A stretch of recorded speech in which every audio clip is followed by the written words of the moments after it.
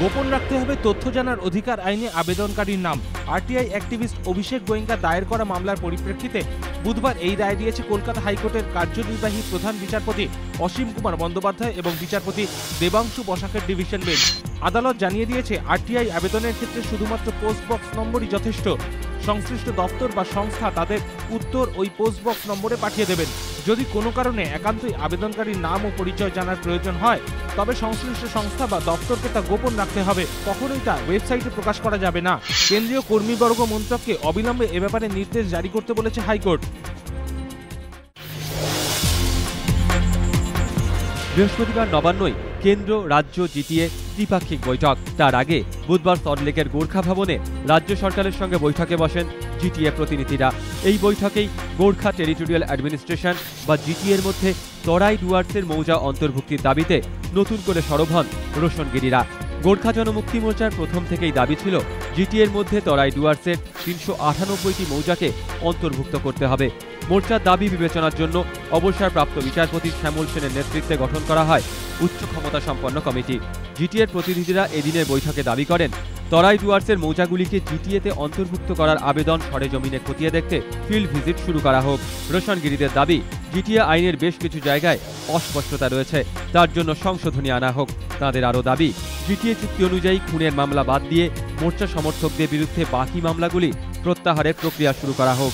পুলিশে নিয়োগ করা হোক স্থানীয়দের। জিটিএ 14 জন এক্সিকিউটিভ মেম্বারকে দেয়া হোক প্রতিমন্ত্রীর মর্যাদা।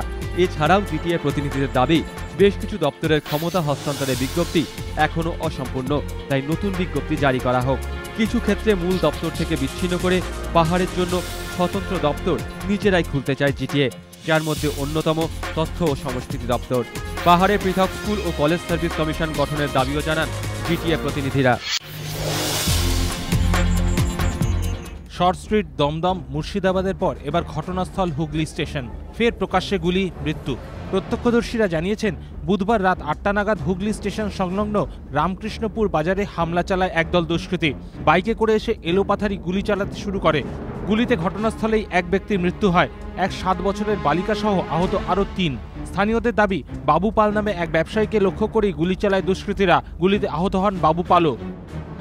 আহত বালিকাকে চুঁচুড়ার ইমামবাড়া হাসপাতালে ভর্তি করা হয়েছে। আশঙ্কাজনক অবস্থায় আহত বাবু পাল ও অমিত মণ্ডলকে কলকাতা মেডিকেল কলেজে ভর্তি করা হয়েছে। গুলি চালনার খবর পেয়েই কৃষ্ণরামপুর বাজারে পৌঁছয় চুঁচুড়া থানার পুলিশ। ঘটনাস্থল পরিদর্শনে যান অতিরিক্ত পুলিশ সুপার তথাগত বসু ও স্থানীয় বিধায়ক তপন দাশগুপ্ত। কোচিতে জওহরলাল নেহরু স্টেডিয়ামে সচিন তেন্ডুলকরের নামে প্যাভিলিয়নের উদ্বোধন করলেন ভারত অধিনায়ক মহেন্দ্র সিং ধোনি। কেরালা ক্রিকেট অ্যাসোসিয়েশন ও গ্রেটার কোচিন ডেভেলপমেন্ট কর্পোরেশনের যৌথ উদ্যোগে প্রায় 1000 স্কোয়ার ফিট জায়গা জুড়ে মাস্টার ব্লাস্টারের নামে এই প্যাভিলিয়ন জুড়ে সচিনের নানা মুহূর্তের ছবি। এই মাঠেই বৃহস্পতিবার ভারত ওয়েস্ট ইন্ডিজ ওয়ানডে সিরিজের প্রথম ম্যাচ।